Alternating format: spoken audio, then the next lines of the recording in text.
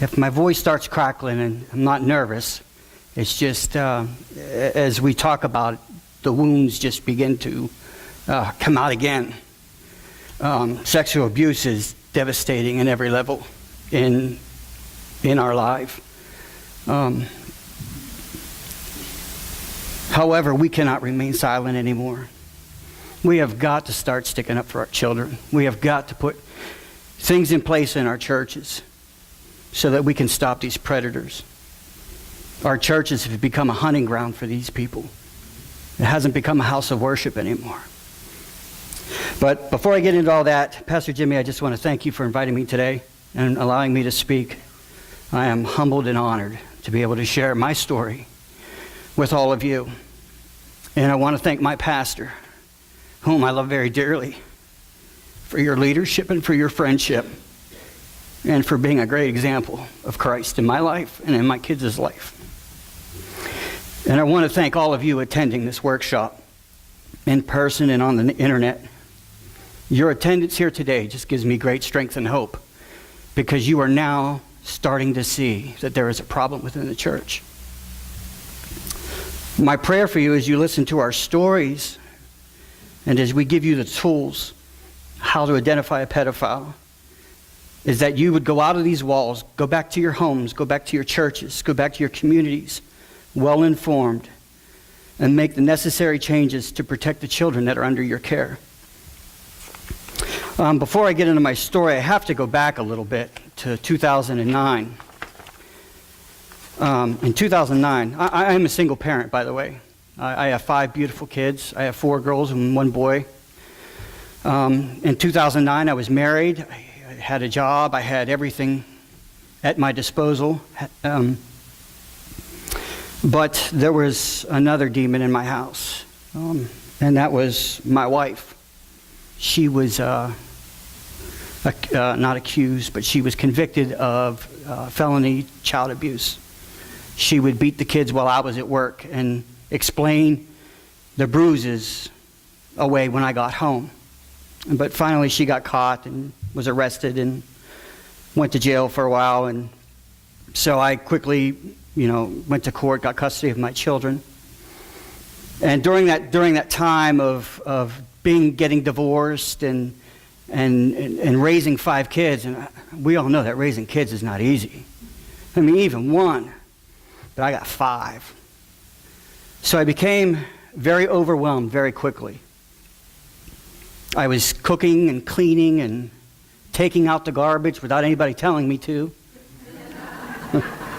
I knew you'd laugh on that one, especially the ladies. But I was very overwhelmed.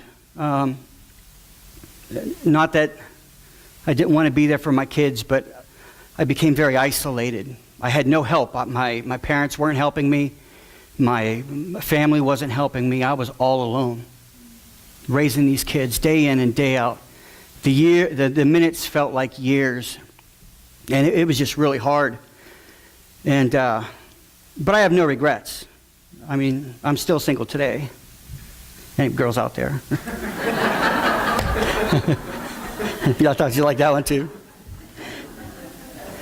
But I became very isolated and just raising kids, and that was my life until I met John.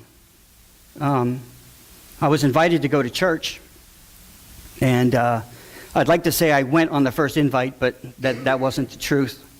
It took a couple invites, but finally I went, and I met Pastor Sam, and he's a great man of God. I love him very much. We just got done worshiping and getting ready for the sermon, so we have what we call fellowship time. So my children were with me, and I see this man coming out of the corner of my eye, just kind of like pushing people away almost to come meet me. And the people were very nice, and they were shaking my hand, and it's glad to see you here, nice to meet you. And here it was John Hinton. And right away, like Pastor Jimmy says, if you are looking for the guy in the bushes, you've got another thing coming. I never saw this coming. Right off the bat, he says, "Hey, my name's John, and I have a big family. I see you have a big family. Are you married? Or where's your wife? And I said, no, I'm a single dad. I'm raising them by myself. And he was like, oh, yeah, I'm a nanny. I have a job watching kids. And I said, oh, really? So right away, here I'm thinking God sent me a blessing. Right away. Thank you, God. I was praising God. Thank you, Jesus. I finally, God has heard my prayer. Somebody to help me. That was the farthest thing from the truth. But I had other people come up to me and said, I see you've met John. He's a good guy.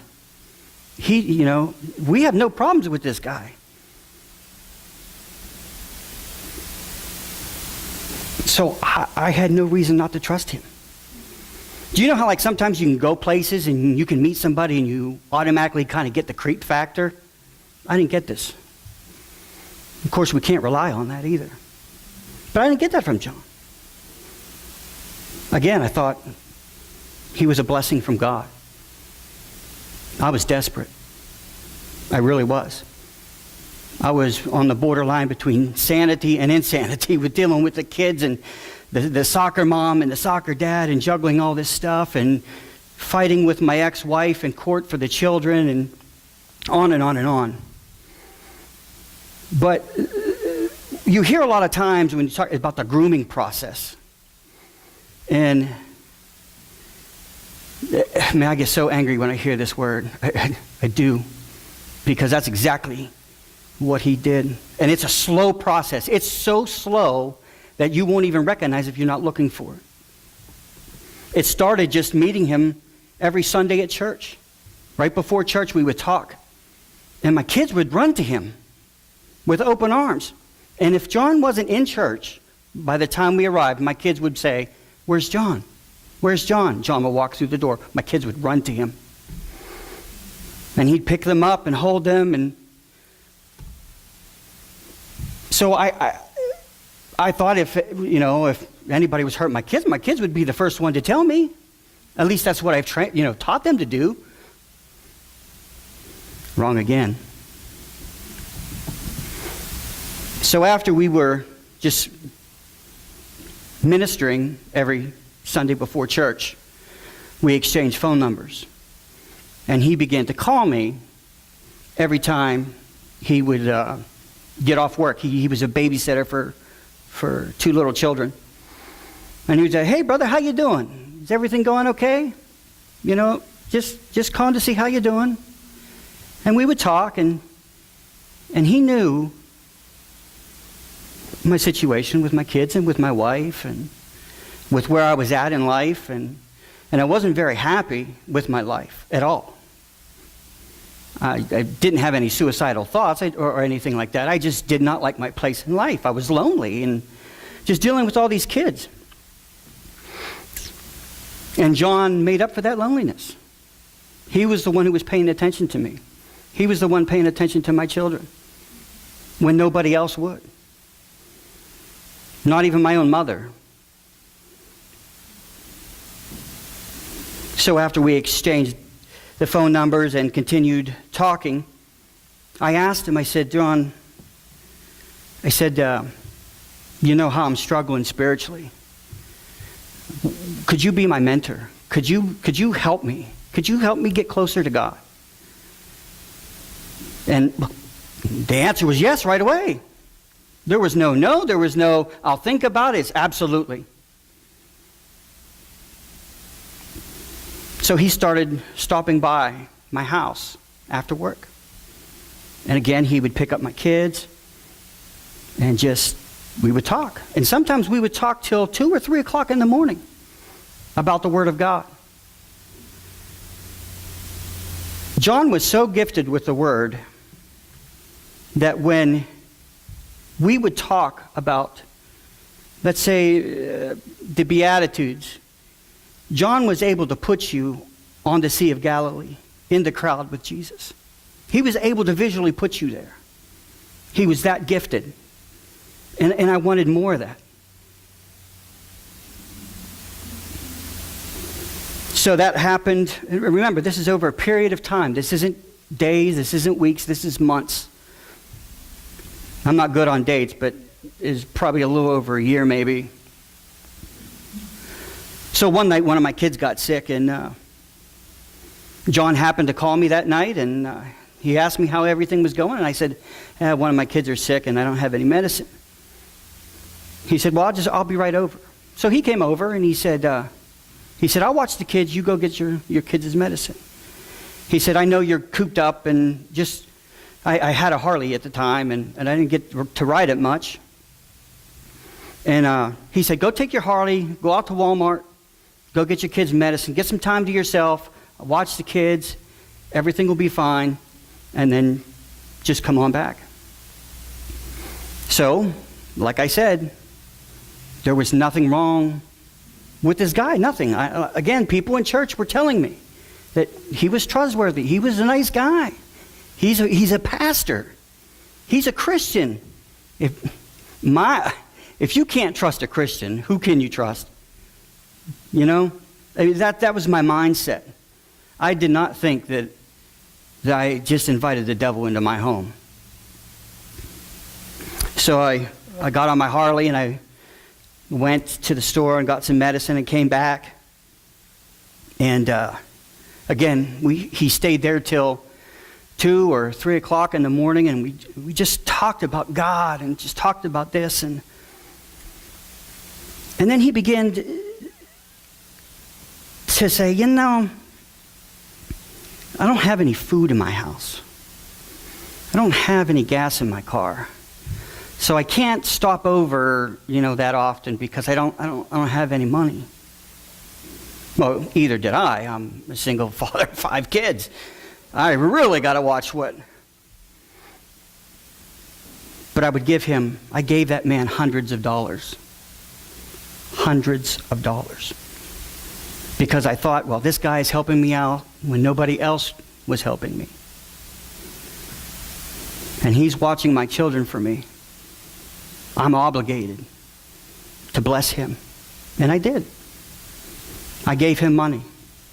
Which in turn, I don't know if he ever bought food with it, but the next day he would show up at my house with gifts for my kids. So I was supplying his perversion. I gave him the money to buy the gifts to entice my kids with. And I can't tell you how that makes me feel. Then it came to the point where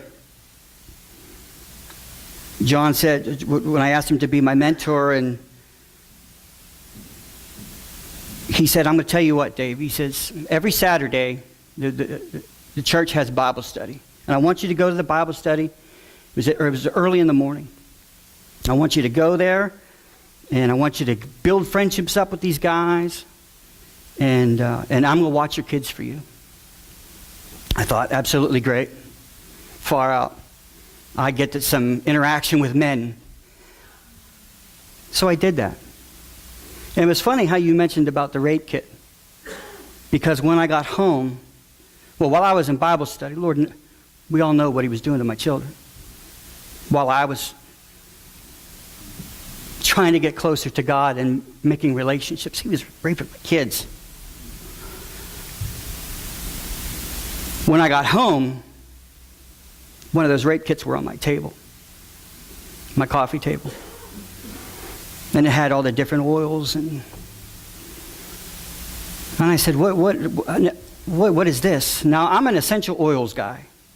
We all know that's the new phase, and let me tell you something. John was a master at manipulation. He could explain things away and not make you question it. He was that good. He said, there was a name for it. What was it? Boo-boo medicine or there was a name for, remember the name for it? I don't remember. It was a boo-boo medicine. So when I get home, my kids were all oiled up, and I'm like, oh, what's going on? Oh, I just put some boo-boo medicine on. Again, my kids were not screaming. They were not scared of John. They were laughing. They were giggling. They were having fun. I had no idea.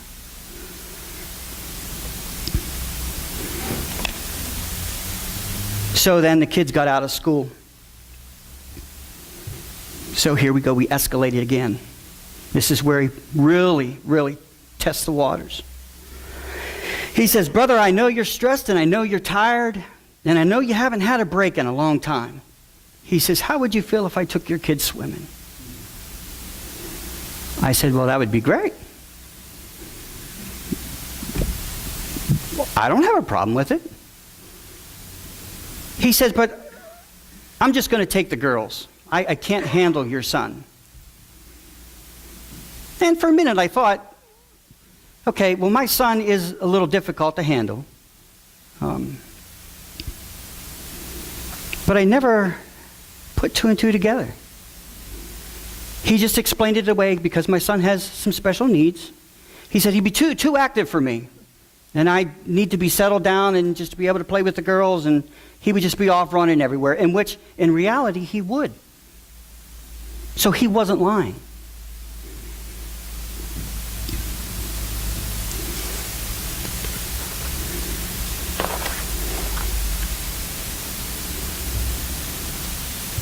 And this went on and on and on for months and months and months and months. Then finally, I get a call from the police. I looked at my phone. I didn't recognize the number. I was, usually, if you're like me, sometimes you look at your phone like, I'll deal with you later. You go, brother. I'm not alone. So I picked up the phone, and it was Officer Beckner. She says, is this Dave Drake? I said, yes, it is. She told me her name. She says, I'm from the Somerset Police Department. And I'm like, oh no, what did I do? I don't have no parking tickets. She says, do you know a John Hinton? I said, yes, ma'am, I do. She says, under no circumstances are you to give custody of your children to him. I said, okay. She said, I'm coming to your house tomorrow. And we're going to have a talk, pretty much. Hung up the phone, and it was like somebody punched me straight in the gut, because I knew. When she said that I was not to give custody of my kids, I knew without a shadow of a doubt. So I have the detective.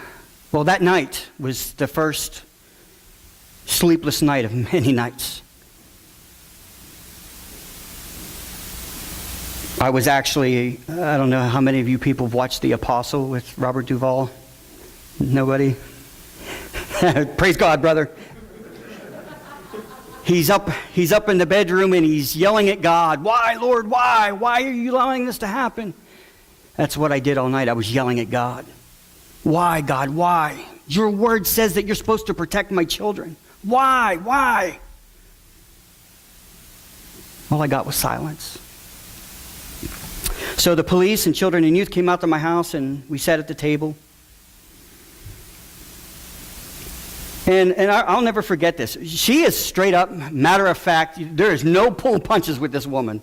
I love you. My type of woman, by the way. She just started asking me, okay, this, and I'm like, oh my gosh. If you remember correctly, I broke out in a sweat. She has a suit on. It's hot outside. She's not sweating. I had sweat pouring off of me. I was burning in rage. But yet part of me didn't want to believe that John was a molester. And I'll never forget this. She says, I'm not here on a think so, or something like that. Do you remember? I'm not here on a think so. I know so. And I wanted to throw up. I did not know the extent of it, but After she left my house, and there was so much to go on, I was not allowed to talk to my children about the case at all. I was not allowed to talk to them about John. I was not allowed to talk to them anything concerning John. If they asked me where John was, and which they did, I wasn't allowed to say anything. I just kind of had to blow it off. I wanted to grab my children and be like, why didn't you tell me? I could have saved you. And I beat myself up because I didn't save them from their mother. The bruises were explained away. And now as a father, the truest betrayal happened to me. And I failed as a parent. And it's not that I was stupid, because John deceived a lot of people. A lot of people. He was that great of a liar, that great of a manipulator.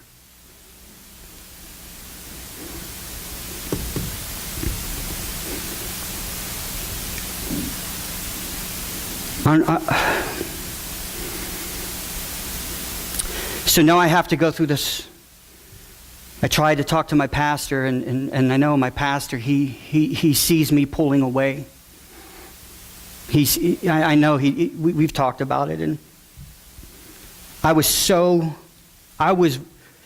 borderlining on sanity and insanity. And I confessed to my pastor, when I put my kids off into school, for the first time in my life, I was afraid of myself. And what I mean by that is I was going to commit murder. This man harmed my kids. I have no choice. I drove around his house for 8 hours a day while my kids were in school. I drove around and just drove around and arguing with God. God, why? Tell me, you give me one good reason why I could just kick that door in and I could just... Lord, he deserves it. If anybody deserves it, he deserves it.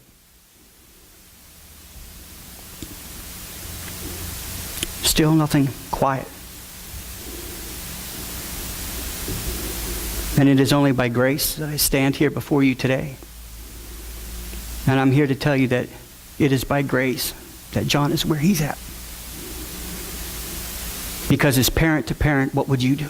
How would you feel? Putting Christ aside, putting forgiveness aside, what would you do? My children were hurt by their mother. Now they were hurt by this man who claimed to love me and love them. Who claimed to be my spiritual mentor. Who claimed to gonna show me the way to Jesus.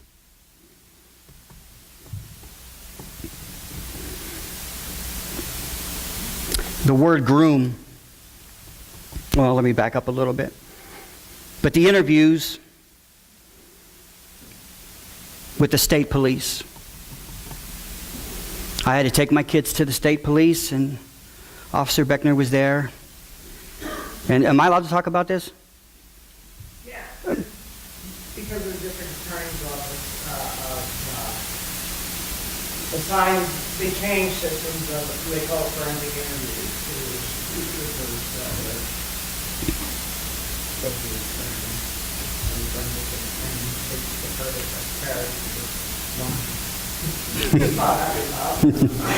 And I remember that. I remember you would. I was already, again, you can't even imagine what I was feeling during this time in my life. You just cannot. I wish words could express how I felt. Nothing will ever prepare you for that betrayal. Nothing. So I remember, I believe 2 kids went at one time. I think it was two of the kids. And I would wait out there, and I would just wait in the hallway, just pacing back and forth. Just, God, what? And an hour or so would go by, 2 hours would go by, and Officer Beckner would come out, and she would they were right there. They were just about to say it. They were sticking up for him. He had them so brainwashed that my children wouldn't even tell on him. They came to his defense.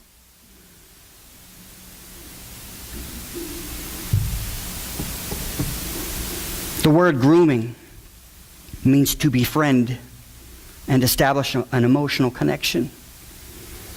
To persuade or a trustworthiness. To gain one's trust. John became my friend, gained my trust, so he could have access to my children at his will for his sexual perversion. That's grooming. Now, to look at me, I don't have any degrees. I have a license to drive. I'm just a parent. But if I could go back in time and have the information that I have today and knew it then, maybe, just maybe, we could have stopped him. Maybe this could have never even happened. And like I said, John deceived a lot of people. Not because that we're stupid, but he was just that good. And let me tell you something. There are more John Hintons in churches. They're there. I posed a question to Jimmy a few weeks ago of how we could protect our children. He said, "Brother," he said, "we're doing it." He said, "We're talking about it. Remember that?" I said, "We're talking about it." He says, "You tell your story." This is how I'd never, ever, ever want you guys to go through what I went through. Because let me tell you what, I'm lucky to be here. I barely made it out alive. So educate yourselves. Education, education, education. And the Lord gave me this when I was preparing this, and I'll share it with you. The greatest threat to any child predator is an informed parent. If you're taking notes, write that down. The greatest threat to any child predator is an informed parent, or an informed people, or an informed church. I wanted to tell you too, I kind of got a little ahead of myself, but I was talking to Jimmy this morning, and I said, you know, as I was going over this, the Lord began to show me how John stole my identity. He began, when what I mean by that is I had rules and boundaries set for my children. We all do. When they do bad, you get grounded. So if it was they were scheduled to go on a swimming or something like that, I'd say, John, no, kids ain't going with you today. They're grounded. Well, why, brother? What's going on? You want to talk about it? You sound a little upset. You sound stressed and tired. You always tell me that, stressed and tired. I said, well, the kids are acting up. I'm not going to send them. And he said, brother, he said, I think you're making a bad decision. And I'm like, what? He said, you're making decisions based on stress. Just let them go out for a while. Get a breather. And you'll be fine. Let them go have some fun. I'll bring them home. They'll be so tired. They'll go to sleep and everything will be fine. He convinced me. Still to this day, I'm still trying to find out who I am.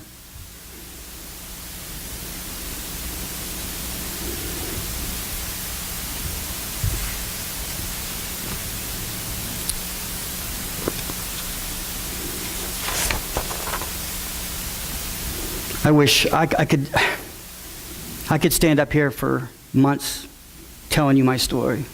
We all could. But we can only give you little by little.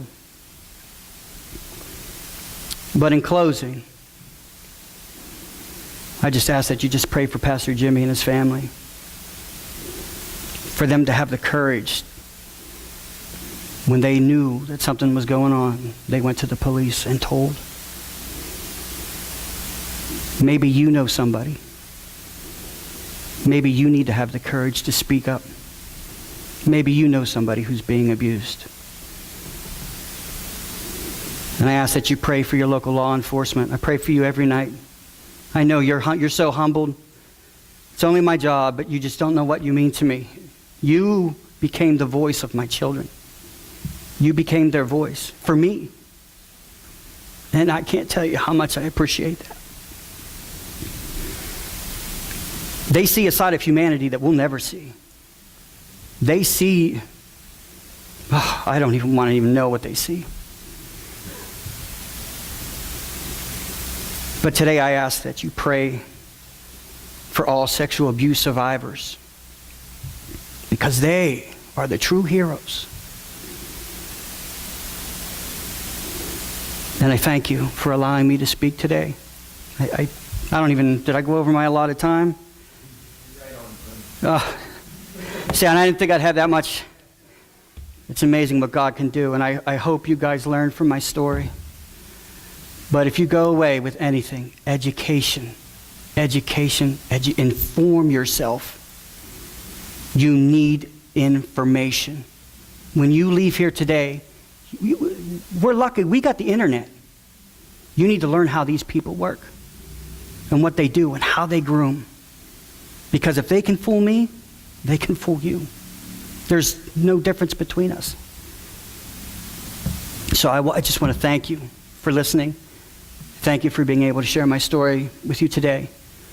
But just remember, ours is a journey, but it's one full of hope and one full of healing. So thank you guys. God bless.